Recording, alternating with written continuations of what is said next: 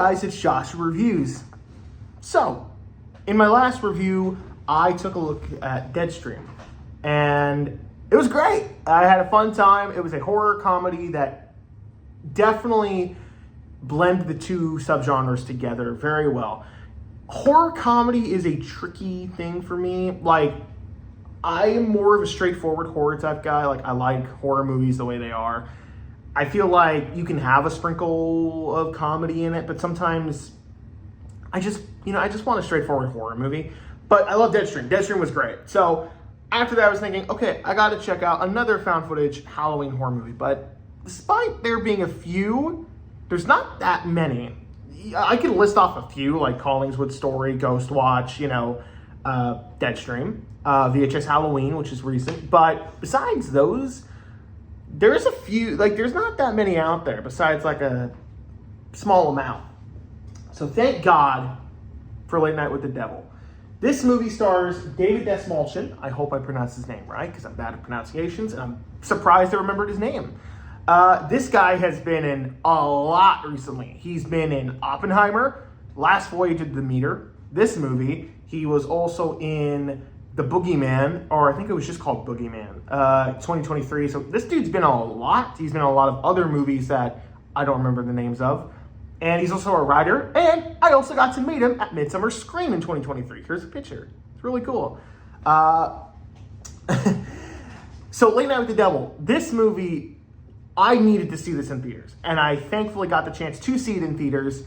And one of the many reasons I wanted to see it was because it reminded me of Ghost Watch, which I love, but not that many people like that movie. It's kind of one of those films where it's like, it was great for its time, but I feel like a lot of people nowadays just don't really respect it for what it is. And I get that. But I wanted to check this movie out because it looked like it was paying homage to Ghost Watch, but in a different format. While Ghost Watch was about a group of paranormal investigators doing a paranormal ghost hunting show, this is about a talk show host interviewing different people on his late night show, and a bunch of different guests show up and they supposedly have an interview with the devil, or they supposedly interact with the devil. Why did I say interview with the devil? It's Late Night with the Devil, not Interview with the Devil. I am very happy to say that this movie is excellent. It goes without saying if you guys know about this movie or if you've seen it already, but this movie is fantastic. It's nothing short of a masterpiece. So let's get into the nitty-gritty of it. So, I said nitty-gritty. Anyway, so, God, I'm such a child. So, this movie is about, what's his name?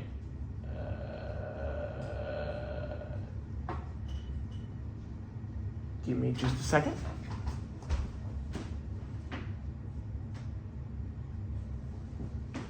Okay, it's not gonna bother telling you the characters' names, so here I am forgetting characters' names again. So anyways, so this talk show host, right, his show has been kind of falling down under the ground. He's been kicking the bucket recently. His ratings aren't doing too good, so he decides on Halloween night, I'm gonna throw together this little Halloween special, and we get to see the footage of how it all went wrong. And right off from the get-go, I love the concept already. If you're not in the found footage genre, or if you're not like that big a fan of this type of media, I would honestly say suck it up, give this movie a shot, because you may be pleasantly surprised. This is one of the few found footage movies that I think has the excuse for it being found footage, even though it's not really technically found footage. It's more like we're viewing it from the perspective of we're watching the TV footage. So, because found footage indicates the camera was found and you're watching the footage off of the camera. This time we're watching the late night show episode, which I dug. They really commit to the whole like gimmick of this being live. So and the thing I like about it too is that we get to actually see like what happens behind the scenes. Like something creepy will happen and then it'll cut to black and white footage where it's like showing you what happened right after they went off the air for the commercial break. And I love that. I admit when I first saw it, it took me out a little bit because I was confused whether or not this was actually behind the scenes footage or if this was just our way of kind of viewing it from like the viewer's perspective, not so much as the found footage angle. But rewatching it, I really like that. I really like how we get to see how they react. And we have a bunch of different cast of characters that I love. Obviously, I don't remember the names off the top of my head. I know the main guy is either, I think his name's Jake. Might be Jake. Correct me if I'm wrong on that. I'm so sorry. I'm not good with names. I suck at remembering names. I can't remember I can't remember names to save a life. So we follow the talk show host, and he gets a bunch of different people on air. He gets a sidekick. He gets a guy who's a skeptic, and he gets a woman who is taking care of this little girl who supposedly was part of a satanic cult. There's a lot of mystery going on, and they're trying to see if they can catch some sort of supernatural entity. And as a Christian, I really loved all the dynamics here. I loved how you get different perspectives on things, on religion, ghosts, demons. Like, you got different people who are like throwing in their own opinions and what they like. This movie can be viewed as a question of faith, and I really like that. There's a lot of added layers to it because, you know, the characters, like the talk show host guy, he's only doing this to really, you know, crank up the viewers. But as the film progresses, you really start to see him question whether or not what he's seeing is real. And we as the audience start to question what we see is real because of some of the skepticism that's going on. Like, for example, the guy who's a skeptic, he has a check for like a $500,000. He's like, if anyone can prove me wrong, I will write you a check for $500,000. And he claims that no one was able to do it. And so later on, when we start to see some demonic possession, he's like, that's not real. And he is actually able to pull off a convincingly effective mind control scare in the audience. And I remember when I first saw it, I was like, whoa, this took a turn.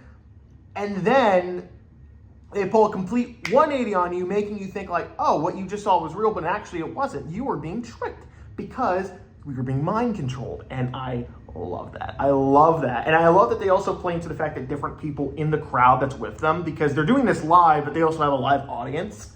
Some of them didn't see what was happening. And I love that. I won't spoil when it happens. I think you'll kind of figure out when it happens, but that's not like me spoiling anything major. That's just kind of one little aspect. But when you're watching it for the first time, it makes you question like, what is real? What's not? Is this really happening? And there are things later on that happen with the, you know, faces that appear in the background and make you go, well, wait a minute, I saw that, but they didn't. So that really kind of hones in the point of like, you know, you the viewer are interacting with them, you know, metaphorically speaking, because you're not like we're watching this as a movie, but it also, by them allowing to hide faces in the background and images that the characters may not see, you, the viewer, saw, and you're like, I saw that. So it makes you interact with the movie. I love when movies do that. Plus, can I just say this? This movie's shot so well for being like a found footage TV movie, or not TV movie, but like, you know what I mean? Like, it's made to look like it's premiering on TV. I love the way this movie looks. All the actors are giving 100%. Gus is absolutely my favorite character, and I love the actor who plays him. He's really good. I love how he's the voice of reason in this movie, in my opinion. He's like, I don't trust this. I want to get out of here. And everyone's kind of fucking making fun of him for it. And I feel really bad for the guy. I really feel bad for him. Yeah, Gus is easily my favorite character in this movie. And I also love how there's a lot of lore here. There's a lot of stuff that, like, because it's real, like, there's some things early on that make you think that this is a cult, but then there's other things that make you think that, you know, there could be other forces at play. And I really like that. It makes you really question what's going on. Plus, even though this is in one studio this movie takes place in this entire studio, that doesn't mean there isn't Halloween October feels. Like, with the images that pop up on the commercial break, you get pumpkins in the background. It's like they got jack-o'-lanterns. It really gives me that October Halloween feel that I was looking for in some other movies that I reviewed this month that really just fucking failed miserably. I don't know. How hard is it to nail that October feel? This movie does it so well, and I'm pissed off that other movies can't do it. I don't know what it is. And the thing I also like about this movie is the characters. I don't know what that was.